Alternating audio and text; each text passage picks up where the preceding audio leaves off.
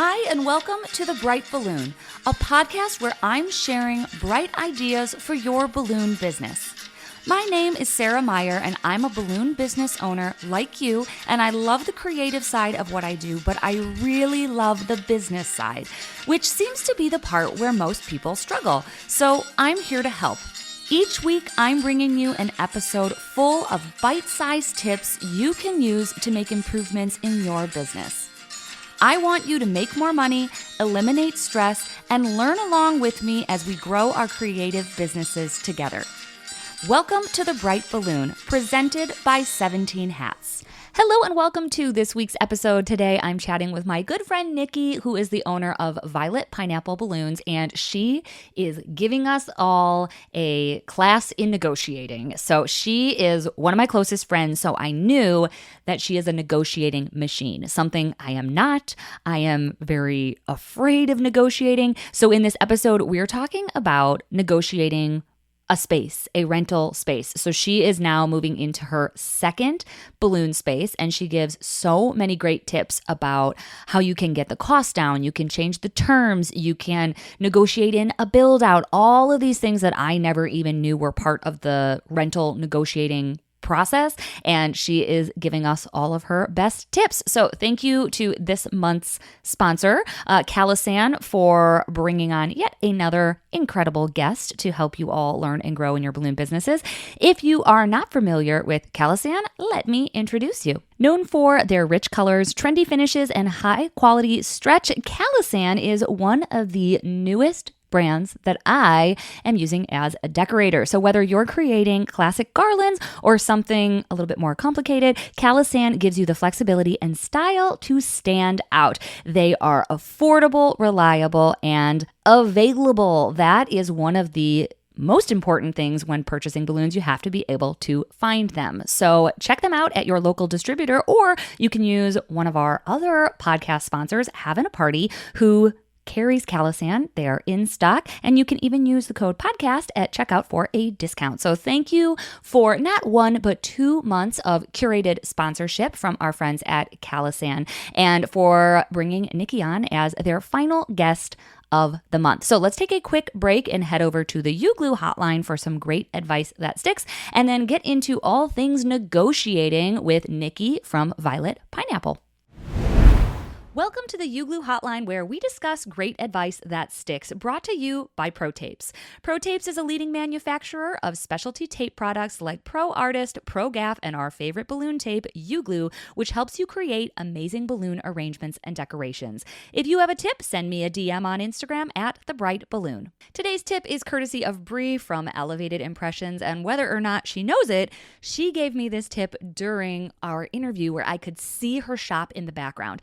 And they use pants hangers, the ones with the little clips, to store their balloons on hanging racks. It is brilliant. I have adopted this in my shop, and it is how I am storing my pulled balloons for upcoming jobs. So I installed a curtain rod, and I got some cheap hangers on Amazon, and now when we have an upcoming job, we can pull those balloons, stick them in a bag, clip them to the hanger, and then get them up, off, out of the way, off the floor, and it has been my favorite organizational upgrade in years. So thank you, Bree, for your wonderful tip, whether or not you meant to share it with me.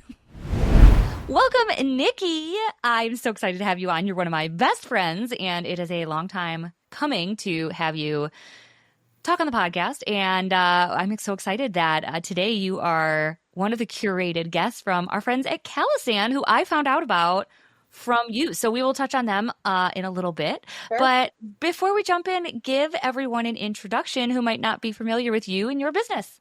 Sure, yeah. I'm Nikki Wade. I own Violet Pineapple Balloons in Sandusky, Ohio.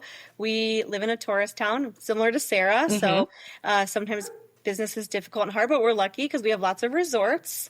I have a shop for my business that's about 8 minutes away, but I also work full time and have 4 girls that help me now. So business is good.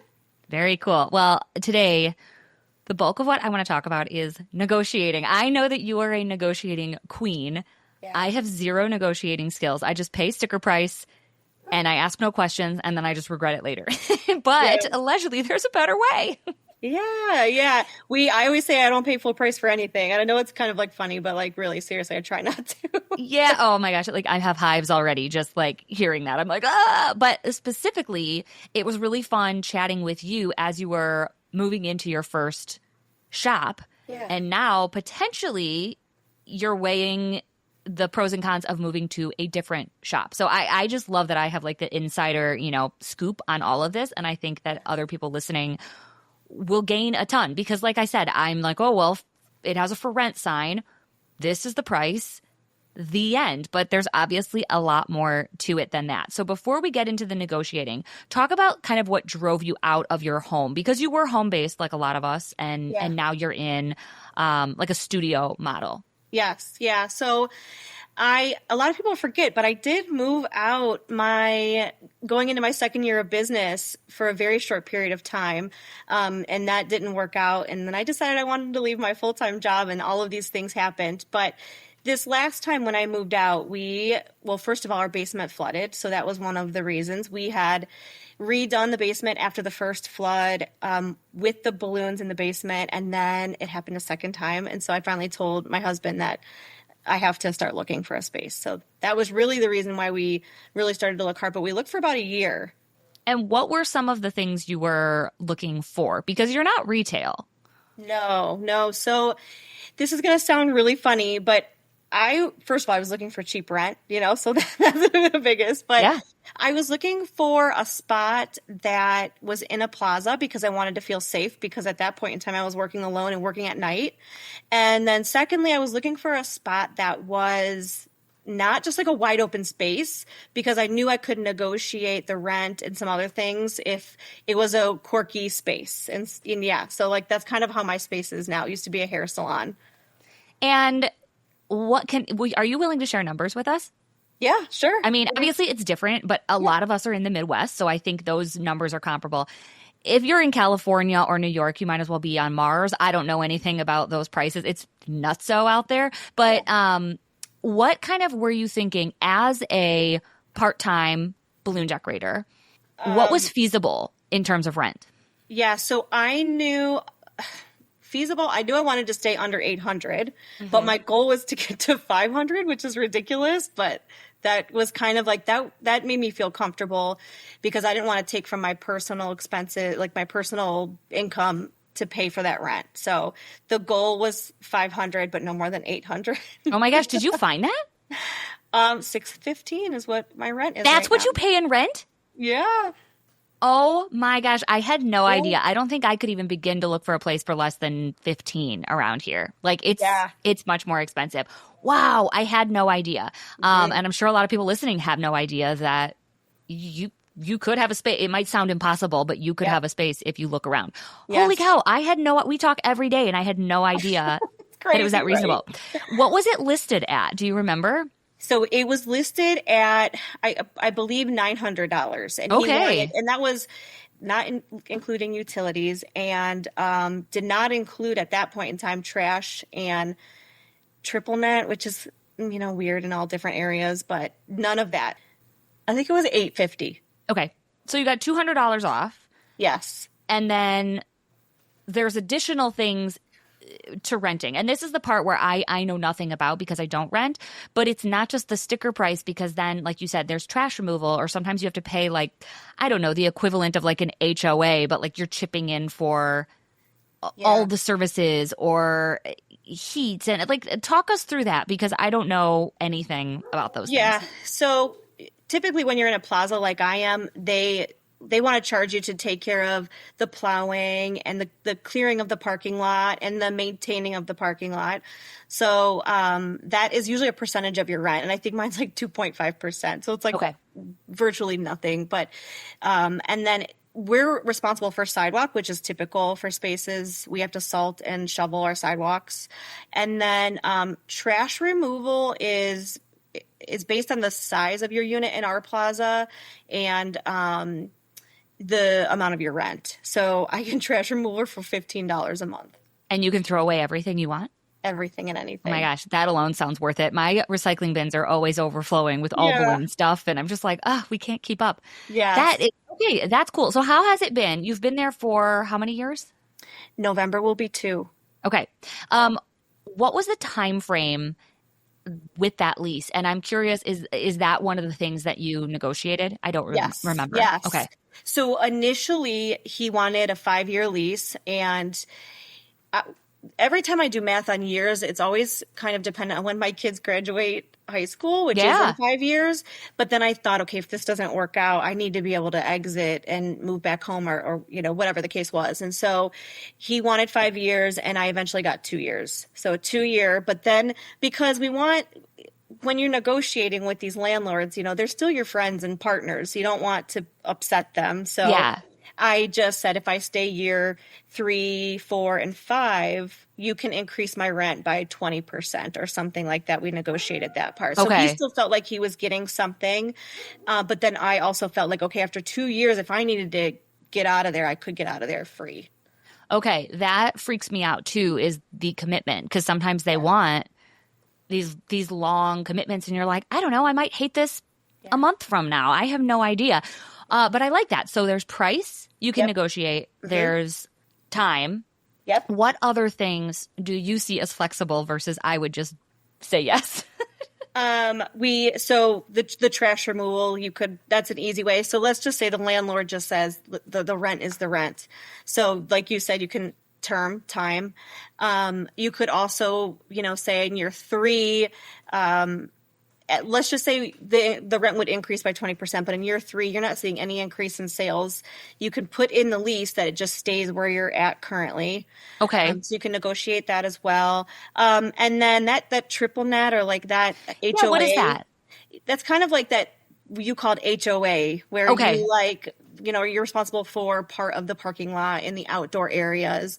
And really it should go to things like keeping the sidewalks free of like leaves, and like out here we have mayflies and muffleheads, and so it's supposed to go to things like that. I mean, I don't know, they plow the parking lot and that's all I care about, so yeah, I'm fine with that part.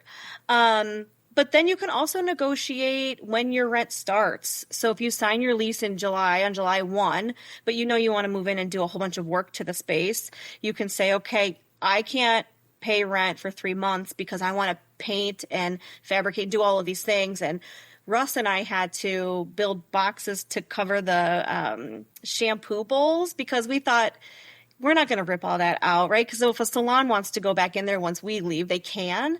So we just built these boxes that go over top of it. And then one of my dreams was to build a photo op wall. And so that took a little bit of time for Russ and I to do too. So cool. So you got to like go in there and do your stuff, and you weren't paying rent during those months. Right. So why are they okay with that? Because they see you as adding value to the space, or they're just so wanting a tenant and they're willing to compromise? I have found it's because they want a tenant.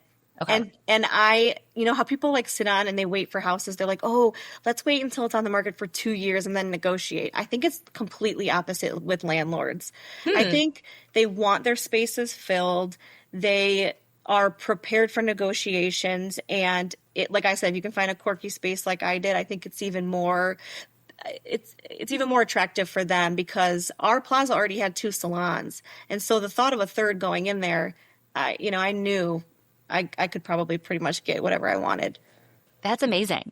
That's amazing. Yeah.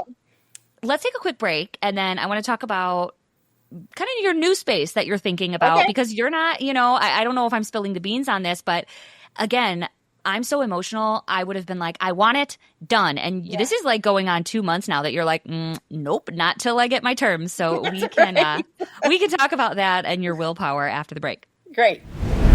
This episode is brought to you in part by Having a Party Wholesale, your one-stop shop for all things balloons and party supplies.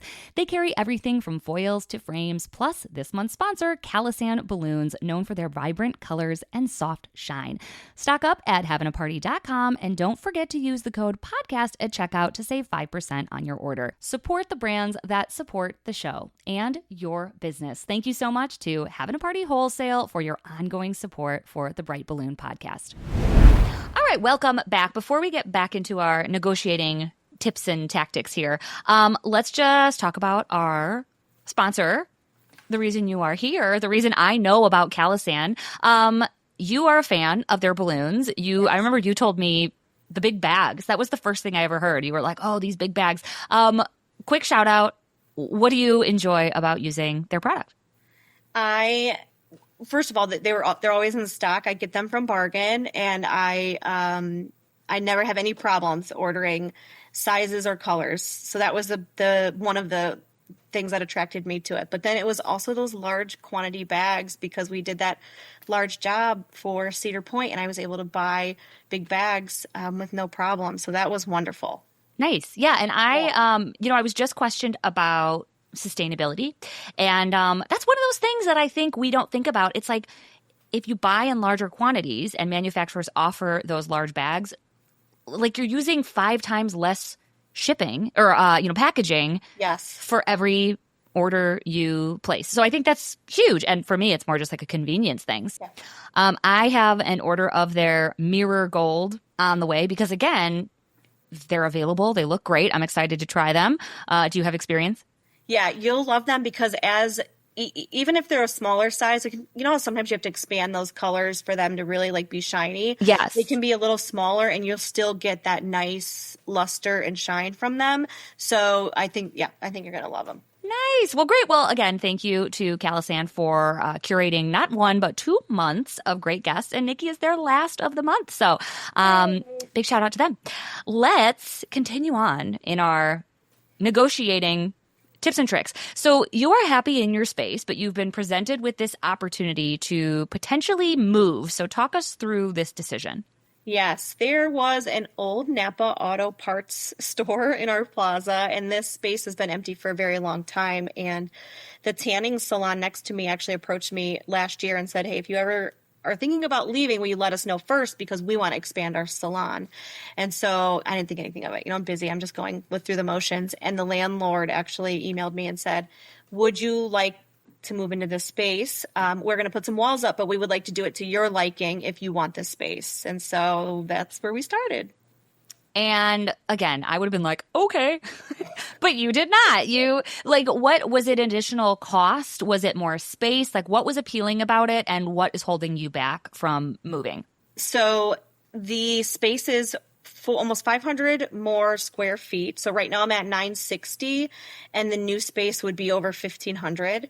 It has a double back door, which I think a lot of people can appreciate. I've been taking all of my balloons out of my front door, which is a single door in a busy plaza. So that's been difficult. So that was very appealing.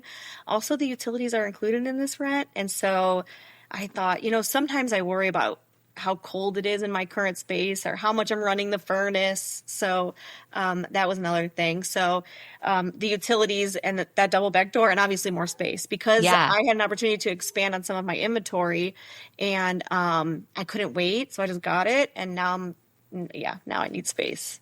So I mean, we talk about this a lot, but I actually don't know. Where are you in the process? Are you thinking of moving forward, or are you at like a standstill in negotiations? Yes. No, yes and no. They asked me to make a decision by the end of the month because they want to know. I have just not responded because I just haven't had time. Mm-hmm. But it's actually pretty impressive. I don't know. It's weird to say, but I'm actually going to get the new space for only $120 more a month than my current space, because I asked him for the same exact square footage price that I'm getting in my current space. And then some other discounts or something like that, because there's one large thing that I'm having a really hard time with. And I said that would be the only reason why I can get in there, is if, he lowers it a little bit more. So, yeah. That's exciting. I know. I mean, more space is, I just feel like it's always worth it. I am out of room, and what I would give for an extra closet, just any bit of space. That's really cool. I feel like you also had insider information because you were friendly with your neighbors. So you knew that tanning salon was motivated. Yeah. So from the landlord point of view, that if they keep you, they already have a tenant for your space. So you kind of have the upper hand there. Yeah, which is wonderful, because then this plaza will be almost full. There'll be a space next to me that will be empty because they're going to split the unit down the middle, and we'll both have about 1,500. But for that plaza to be full is great, because then it's all that traffic for everybody else. So it's wonderful. Yeah. That's exciting. So, okay. So my takeaways, because I am warming up to the idea of renting a space. I don't think I will in the next like 2 or 3 years. I want to wait until my youngest is in school full time. But it felt very intimidating. But now it sounds like, based on our little conversation we just had, the price isn't the price. There's a lot of other things you could negotiate to maybe make the price more appealing, like having a dumpster, or they plow your parking lot, or, you know, you can negotiate in like a locked in rate for 2 or 3 years, things that I hadn't ever really thought about. And then I think the thing that you said that I've never thought about is going with a landlord that has lots of spaces, because then if you establish yourself as a trustworthy tenant, I think you have leverage moving elsewhere or growing. Yeah. And you also have them as your cheerleader. If for some reason their spaces no longer fit your needs, you know, that they can help you find a new space. And in our area, and probably in yours as well, Sarah, people, because we're in a tourist town, owners own a lot of things in my area. Yes. And so you just never know. You know, he owns storage units and all of these other things that I never even knew about. So just keeping that relationship good. And that's why I say, like, negotiation for me is fun, but you don't want it to be, you know, you want it to be like a win-win for both sides and not nasty and, you know, all those things. Right. You don't want to get your way, but then have your landlord hate you from day one. Yeah. Seriously. Yes. Okay. Interesting. So the new place, this is not about negotiating. This is all just, you know, fantasy talk now for those of us that are one day going to move in. You can do a build out, which is really exciting. How does that work, and who pays for that? So the landlord is paying for that because I think he's recognized that he can't rent the space in the way it is, the size it is, and the condition that it's in. And so I was very, I think, gracious when we went through, because I basically just said, initially we wanted 4 walls, and then Russ and he gave me a key. So I've been going in and out of there as much as I can to like feel the space and even measure. That's awesome. Yeah. And then, so Russ and I just determined, my husband and I determined that we only need 3 walls put in, which was even better for him. We did need to make sure that he put more outlets in because there weren't enough outlets at all. So right away, Russ was like, she needs 10 more outlets. That's amazing. So we did that. And then we kind of, you know, didn't need to put the outlets on the center wall, and that would have cost him a lot of money. We said it's okay to put it on the outside, the outer wall. So we kind of worked with him to make sure, which was weird because I hadn't signed a lease yet, but I think he just trusts that like the space was meant for us. So he'll build out, and then he was required to carpet some of it because the floor was really damaged from that Napa auto store. And so one half will stay tile and the other half will stay carpet. And he showed me the carpet because it'll be like really low tack or whatever they call it. So it, you know, it's not fluffy carpet or anything. Sure. And that's it. And then we negotiated that we would paint and take care of the walls and the cleanup afterwards, because that costs a lot of money for landlords too. And then so we can move in. So as of right now, the lease, he wants us to start the lease on September 1st, which is too soon for me. So I'll be negotiating that. That's the last thing. That's amazing. That's so exciting. And I'm curious, what are those 3 walls that you're putting up? Assuming that the space is like a rectangle. Are you building an office? Are you building a back room or a stock room? Like, what are those walls? Yeah, so the one wall will be the wall that goes from the front of the store to the back, so separating the 2 units. And then we're going to do like a faux wall, or like a fake wall, I guess that you would call it, so I can build that photo op wall that I have in my space currently there. So if people come to pick up, it looks nice and they're not. Nice. Yeah. And then the third wall is I wanted him to build me like a hallway wall back there because I need to be able to lock it because essentially there's 3 units kind of side by side. Like, so it would be me in the middle, another guy that's already in there, and then an empty one. So I wanted that back wall with double doors there so we could lock it and secure all of our stuff. So if like those other tenants are leaving out the back, they're like essentially walking through your shop? They're walking through like a back hallway. They're going to create this back hallway area. Gotcha. Yeah, cool. I didn't want that exposed. And okay, I know this from our conversation, but I don't think you mentioned it. What's the bathroom situation? Oh, yeah. So that's kind of what I mentioned earlier that I'm hung up on. But there is a shared bathroom, and it's a single bathroom. It's not a double bathroom. And that, for some reason, just has me I don't know. Sometimes I just like to go to the bathroom as long as I want in peace. I don't know. But so there's one bathroom. I mean, I think if he finds a tenant on the other side of where I might go, he's going to have to put in another one anyway. So I kind of like let that go. But see, I wouldn't mind that. I wouldn't care. I just wouldn't want to clean it if it was someone else's. I'd be like, I'm not cleaning it. Yeah. So that was part of what is in the lease. Now I requested that he hire a cleaner to clean the bathroom. I said once a week, and then I started thinking that that's probably too often. So I don't know. It depends who your neighbors are. What if it's like a burrito shop? See? Okay, I wasn't too outlandish. I know. I'm like, if it's like, I don't know, construction workers or something, I don't want to share a bathroom with them. It's actually a baker, so it's food. Well, you don't know. No, I think having a shared bathroom is fine as long as it's maintained regularly by someone else. I'm not cleaning someone else's bathroom for them. No.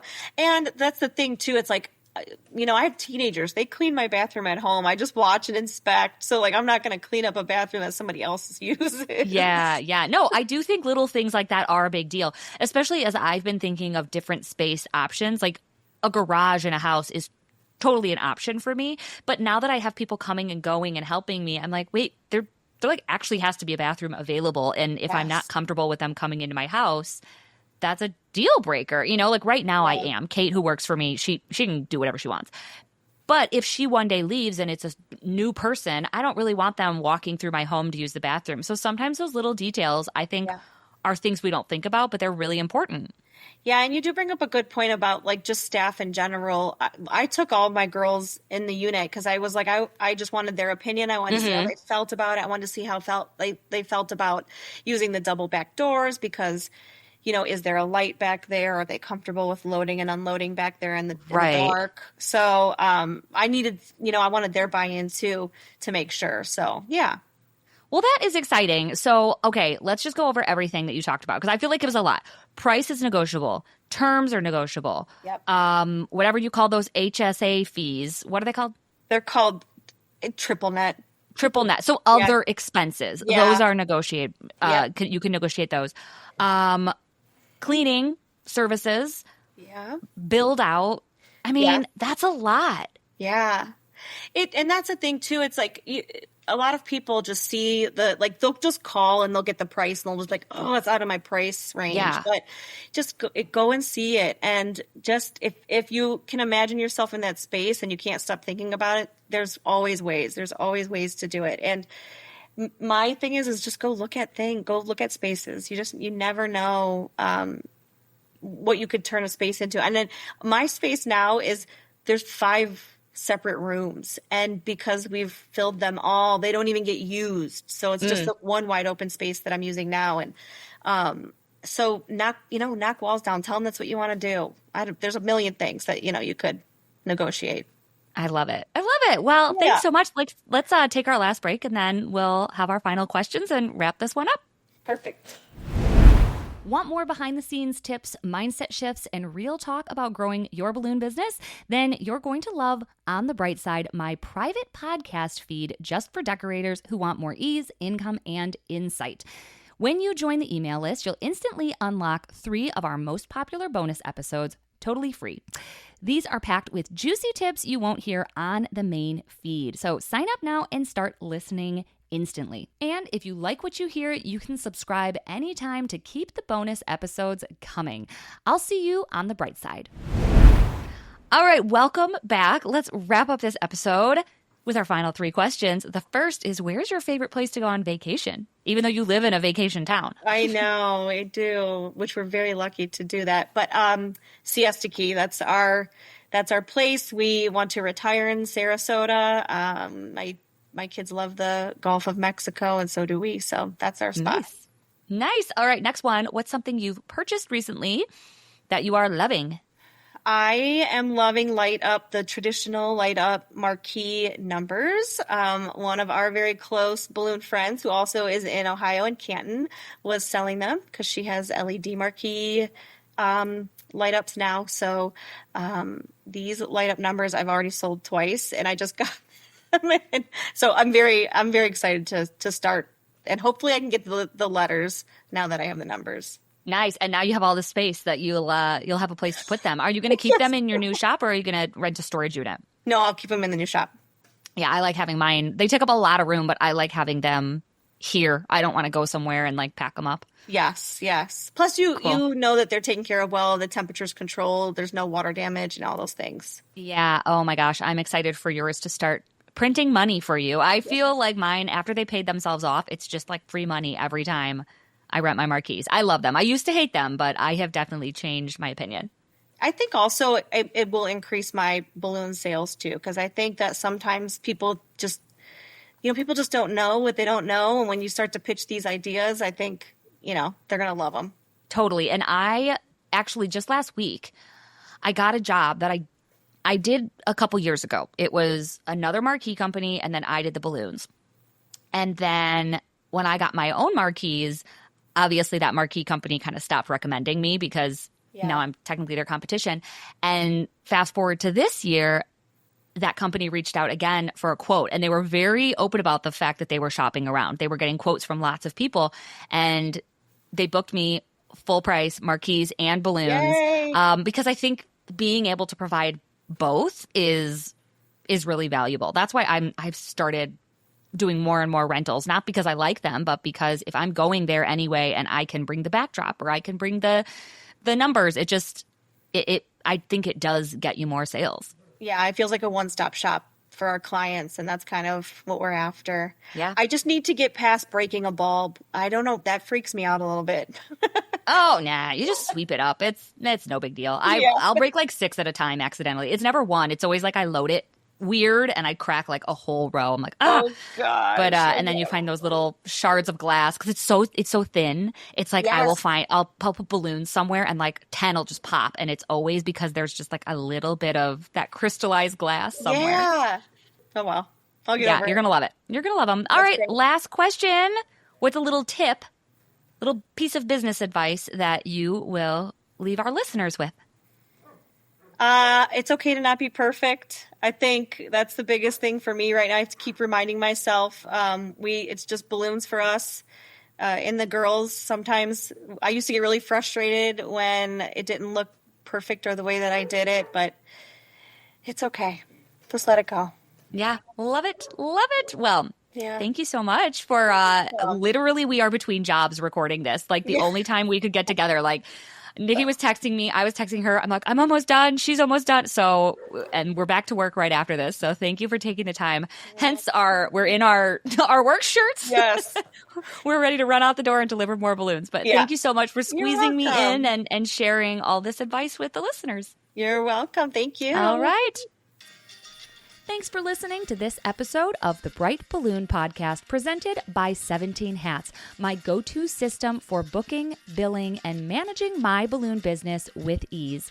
If you're ready for more mindset shifts, mini trainings, and strategies to help you grow a profitable, sustainable business, join me on the Bright Side, my private podcast feed just for decorators who want more ease, more income, and more insight behind the scenes of my balloon business. It's just $5 a month, and you can sign up right now in the show notes wherever you're listening. I'll see you on the Bright Side.